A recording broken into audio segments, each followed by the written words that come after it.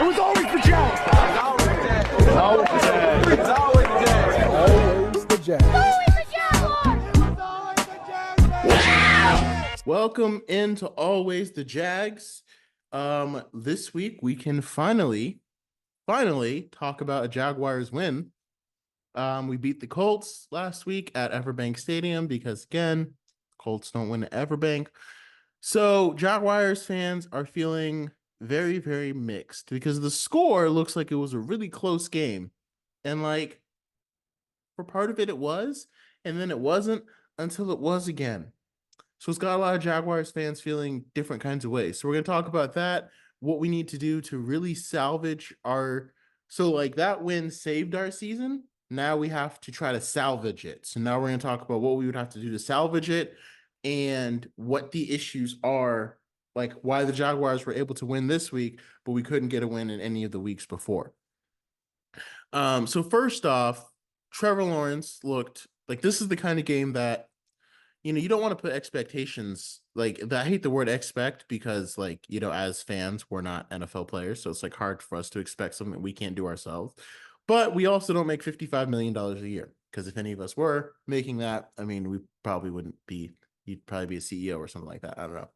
So basically, I said all that to say that's the kind of game you expect from your $55 million quarterback. And the thing is like that's the kind of game. And what I mean by that is because it wasn't a flawless game by Trevor. Let's be clear. He missed a wide open Gabe Davis on a third down play where we could have got some early points. And then Doug decided to go for it on, or I don't know if we kicked, I can't remember if we kicked the field goal or if he went for it on fourth. I think he went for it on fourth and we didn't convert. So no, I think he threw to Brenton Strange instead of Gabe Davis, who was wide open on the third down. And I think we just kicked the field goal. But I can't remember for sure. I have to go back and look at it. But that was a miss because Gabe Davis was wide open. And then he threw a terrible interception to close out the first half when it was triple coveraged.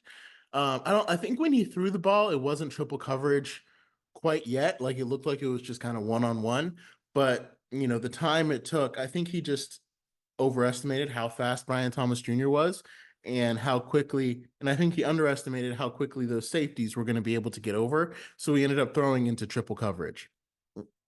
Because it's like, you know, most NFL quarterbacks don't see a guy with like three people around them and then just throw the ball at them. Usually what happens is they see a guy with one guy around him, they throw the ball, but they don't see the other two guys who are coming towards the ball. And then by the time the ball gets there, it's triple coverage, right? So that was a big mistake on Trevor's part. But what the fans want to see, what we want to see from a $55 million quarterback is the resilience. Trevor had those mistakes, and then he came back and led his team to a win. Because you can mess up, you can make errors because nobody's perfect, right? But the question is, again, the guys that deserve those top contracts that we already gave him, those are the guys that stand up and be like, okay, brush it off. Let's go march down the field and get this win. And that's what Trevor did, especially on that 85-yard touchdown to Brian Thomas Jr. That was a thing of beauty. Trevor and Brian are going to be a beautiful connection for a very long time. Like Brian Thomas Jr. is already leading all the rookie receivers in yards. You know, it's hard to say whether he's the best one, but it's not hard to say he's probably been the most impactful one besides Malik Neighbors. Like LSU is just pumping out these crazy good receivers. And on that throw, like if you notice, he didn't even have to slow down. Like when Brian Thomas Jr. turned, the ball was on him. He maybe slowed down half a stride. And like him, because if he has to slow down too much, you know, he could get tackled. That's not a touchdown. Because Trevor put it so he could catch it directly in stride, all he had to do was slow down enough so he could concentrate on catching the ball, and then he was gone. You're not going to catch him. That's the kind of weapon that we've needed. And that's what makes me happy that we drafted him instead of paying Calvin Ridley, because I don't think Calvin Ridley's that fast. And he's had really great plays for us, but like Brian Thomas Jr., I feel like he's already matched some of Calvin Ridley's top plays from last year. So that's a huge development. Now, the thing is, our secondary, like obviously Tyson Campbell's out, but Andre Cisco, and it feels like Andre Cisco has regressed, which doesn't make sense because he's in a contract year. So really, this should really be the year where he puts it all together, like Josh Allen did last year. And like this, it feels like it should be one of those years where you kind of put it all together. He's been in it for 4 years now, and he's been starting for three and a half.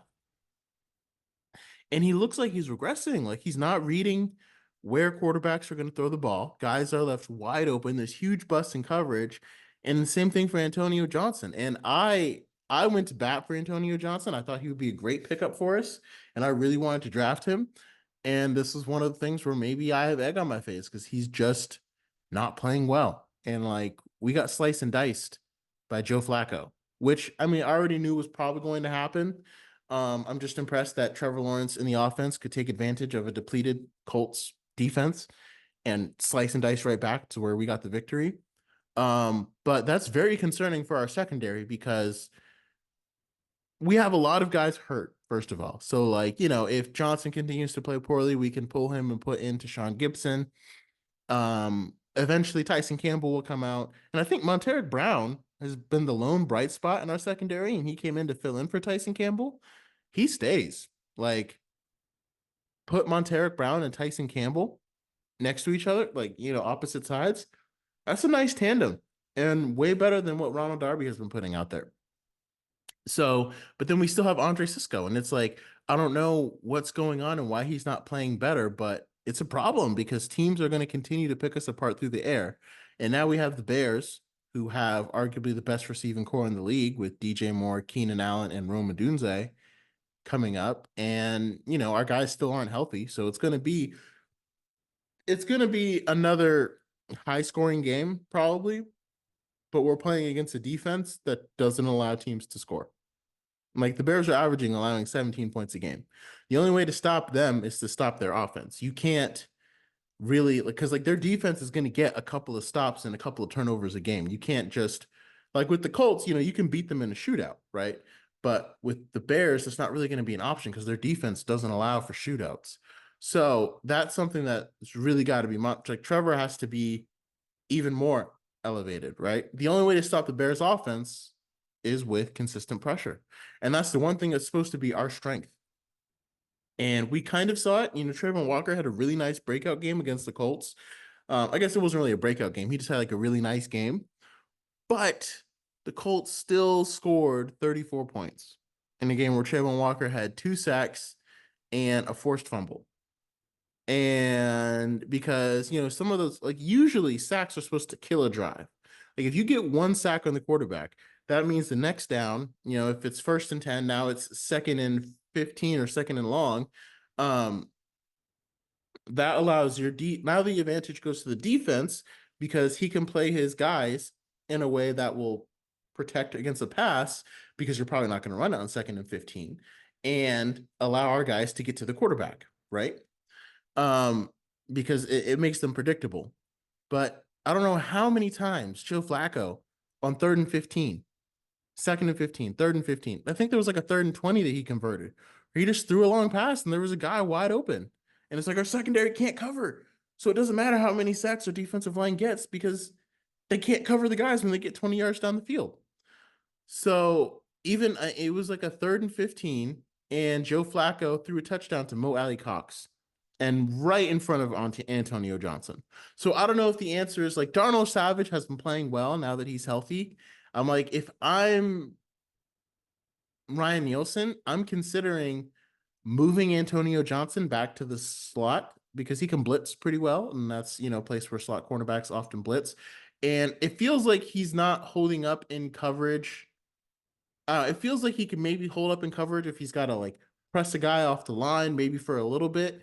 But like him playing deep back safety, he doesn't seem to have the recovery speed. Something's going on and he's not being able to cover very well. So maybe we put Darnell Savage out there because he has experience playing safety, and at least we have an experienced safety out there. And then we can play around with whether him or Tashawn Gibson is better in that role.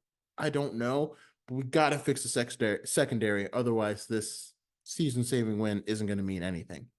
And if you notice, like, and it's just the way it is with the Jaguars. Like it's always the issue for our team always shifts. Like at first, the issue this year was the offense. against the Dolphins. We couldn't put up enough points. And our defense got a couple of nice stops on the Dolphins when Tua and Tyreek were healthy. And now our defense is super banged up and our offense is finally getting it together. So now our issue is our defense instead of our offense, because I don't know if our offense might be able to put up some points against the Bears defense. Like hopefully they should. Hey, what's up? Thank you for joining the live. We're just talking about the Jaguars versus the Colts game, and how it's gonna relate to the Bills game. But it's gonna be really hard to stop Caleb Williams now that he's really getting into a rhythm, and our secondary can't cover Mo Alley Cox. How are you gonna cover DJ Moore? So that's kind of worrisome. We have to find a way to slog through it and win, because we got to get healthy. Like we have to figure out a way to win, because they're not going to get healthy by the time we play the Bears, right? And then we have the Patriots, and even the Patriots, like I wish we were playing the Patriots this week and then had the Bears next week. I wish we played the Bears earlier in the season before Caleb Williams was like really starting to put it together. But so we could have more time to get healthy, because like the way our defense is right now, I feel like we could still stop the Patriots, but I don't know if we're going to be able to stop the Bears. But Ryan Nielsen's got to figure it out, because the only way we can salvage our season is by beating the Bears in London. And that means our offensive line has to do what they've been doing for Trevor for the past 2 weeks, and that is giving him time, right? Because in the Houston game, you notice the protection was far better. It was far better than any game we've played this year. And Houston has Will Anderson and Danielle Hunter. So it's not like just a ragamuffin off defensive line. The Colts, all of their guys have been injured. Buckner, Kwity Paye, all those guys have been hurt. So it's like that defensive line. So that's not really like a fair test to see like how much better our offensive line is doing.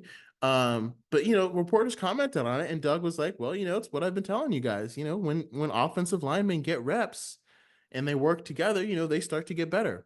And it's like I understand what Doug is saying, and I know the media is really frustrating him right now because they're asking him all these questions and he feels like he doesn't really know how to answer. He knows his seat's hot. It's a lot of pressure, right?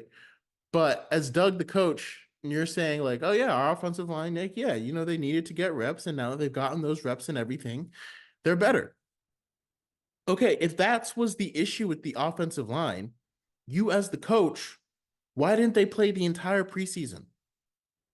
Like they should have played the entire preseason, because if the offensive line played against the Colts and against the Texans, if they played that way against the Browns, Dolphins, Bills probably still would have been a loss. But if they had been playing that way since the Dolphins and the Browns, we probably would have won all three of those games. Because if they had been playing that way, Trevor's clock wouldn't have been sped up in the Houston game, because now in this game, he looked way more comfortable throwing those deep balls. And I felt like in the Houston game, his clock was sped up because he see a guy and he threw the ball too early and ended up overthrowing when he had time. You know what I mean? And so to me, like the way Doug is saying it is like, well, it's kind of like the same thing I've been telling you guys in the press. Like sometimes it takes guys for them to get together. And I'm like, I mean this in the nicest way possible, but Doug, that's still on you. That's on you to realize in training camp, this offensive line still needs more reps. They need reps with pads to gel as a line, because that philosophy of not playing them through the preseason, that cost us 3 games. Now we're back 3 games from Houston. And it's looking like you're saying like, oh yeah, now it'll be fine. It's like, well, that's great, but the season already started. Like that's what we needed to find out in the preseason, and it can be hard for coaches to know how good their offensive line until they actually start playing against defensive tackles and opposing defensive linemen. But again, that's the coach's job during training camp, is to assess how are they doing. Like, the offensive linemen themselves can't really assess it when they're going against bags and stuff. But as a coach standing on the sideline, that's what you're supposed to do. So to me, it's like, why didn't you have them playing during the entire preseason? If this is the offensive line that they could have been, they should have been playing the whole preseason. Because again, now we lost 3 games because of it. And now we're back behind the egg ball. Now we have to beat the Bears if there's any chance of us making the playoffs at all. So it kind of puts us in a bind. And like I said, it kind of feels like Doug was like, pushing the blame off on like, hey, they just needed time. And it's like, well, as the coach, to me, it feels like as the coach, you had the power to give them that time and you chose not to. And I don't understand why. So now we're at this point where, like you said, the Colts was a season saving win. The Bears will be a season salvaging win. Because if we can come out of London 2-0, and it's very good that we won because those Alec Pierce pretty much touchdowns. Can't even, I just, we need all of our secondary back. And Ryan Nielsen has to do a much better job. Like, he can't get that wide open. And because the Colts almost came back and won, and that's very scary. But again, Trevor proved himself, $55 million. He proved himself and went out and won that game. Took them down where they needed the field goal, and they got it. And that's what we want to see from Trevor. That's all we want. You can make mistakes. You can make bad throws. Just recover and then make the throws that we know you're capable of making. And like I said, now we're at this point where we have to beat the Bears and we have to beat the Patriots. Like I said, Patriots I'm not as worried about. The Bears I still worry about. We have to beat them both because next we got Packers, Eagles, Vikings, and Lions. Final score for week 6.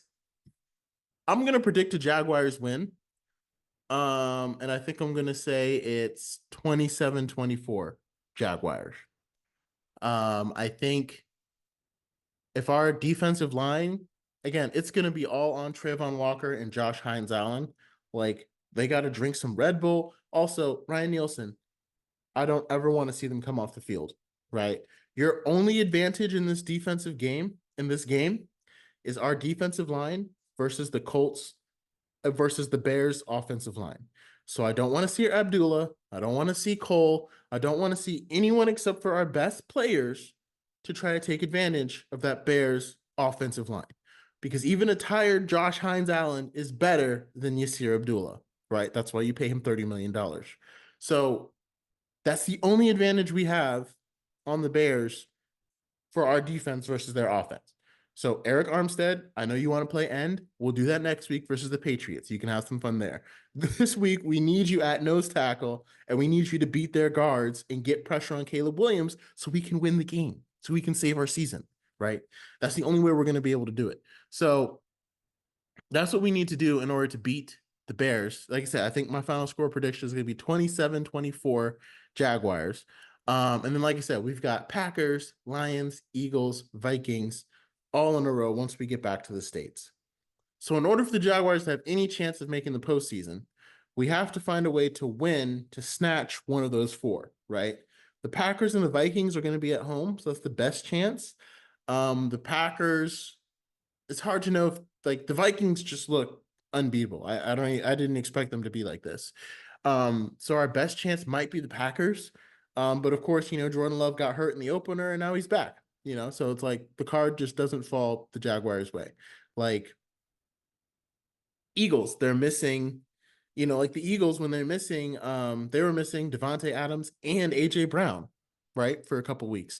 Now they're both back, and it's like it just doesn't fall our way. Like, if we played the Eagles on a week where AJ Brown and Devontae Smith were both out, I could probably see that as a win because their biggest strength would be hurt against our biggest weakness, right? Because we can stop the run. We can stop Saquon Barkley. So anyway, I say all that to say we got to snatch one of those games somehow. Somehow we got to snatch one of those.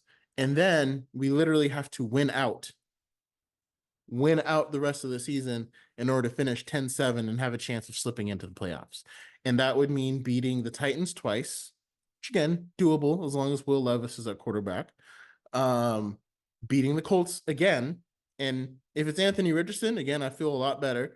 But if it's Joe Flacco at home, that game's going to be just as tough as this one is. The only good thing is it'll be later. It'll be after our bye. Hopefully we'll have our players back and they'll be healthy. That also means beating the Texans when they come to town. And again, based upon how close this Texans-Jaguars game is, like, if we take the Trevor from this game and put him in the Houston game that we had last week, week before this, we win that one too because he hits those deep shots. So we'll have to see that. And then that also means beating the Jets, which I mean, before they looked a lot better at the beginning of the season than they actually played. And there's so much dysfunction, especially after firing Robert Saleh, that game's looking more and more winnable each week. And it also means beating the who else? And we just have the Raiders. I think that's it. So it's mostly divisional games, and then like the Raiders and the Jets. So yeah, we could run that table. That's possible. But if we finish 9-8, that's not going to cut it. So we got to snatch one. First of all, we have to beat the Bears, and then secondly, we got to snatch one um in that four gauntlet. Basically, we only have room for three more losses for anyone. There's three more losses that we can take on the season before it's over. So again, this was a season saving win. Bears game will be a season salvaging win. So it's really nice to see Tank Bigsby's breakout. And Ventrell Miller, again, that was a pick I heavily criticized. But man, he's been playing like better than Devin Lloyd. He's all over the place. And to me, if I look at our defense, like when we play the Bears, what I would want, I want um Hines Allen, maybe Hamilton, Armstead, Trayvon Walker. And I'm only swapping them out if they're like gasping for air and can't breathe, right? And then I'm gonna play three linebackers with Lloyd, Foye, and Miller. Make Caleb Williams give everything in front of you. You know what I mean? And then make tackles, because Ventrell Miller, when he hits guys, he's tackling them and laying them on the ground. So that'll also allow for a lot of blitz packages. You can have Devin Lloyd come in and run a blitz. Same thing with Ventrell Miller. And then again, our guys aren't healthy yet, but when we get we'll have Tyson Campbell and Brown on either side. And then, like I said, either Cisco and maybe Savage or Cisco and Gibson. I don't know if Antonio Johnson is really ready. And then for nickel packages, I just swap out Lloyd and whoever's playing nickel, like Johnson. I don't think there's a way that you take Ventrell Miller off the field. And when Foye Oluokun comes back, I don't think there's a way you take him off the field too. Like, I don't know what Ryan Nielsen's philosophy is on all of these substitutions, with Foye playing like 80% of snaps. But Fred Warner is the captain of the 49ers defense, and he plays 99% of every snap. He only comes off if he's hurt. That should be Foye is as important to us as he is to them. He should be on the field for every single snap. And I don't think Foye is the one saying, "Hey, coach, let me get off." Like, I don't. This is like a PSA. I don't understand your Ryan Nielsen substitution philosophy, right? And Ventrell Miller coming in has given us a chance to see how good he is, but that's more because Foye is currently out, right? So it's like, just play your best players, put them in the field, put them in the game, play them, so we can have the best chance of winning. That's what that means. Our defense as a whole does not have enough depth for you to do all these substitutions. If you wanted to do that, Trent Baalke should have made crazy investments in the defense. He didn't do that. So let me know what your thoughts, what you think, if we can beat the Bears, and if you think that our season is still capable of getting to the playoffs. And don't ever forget, it was always the Jags.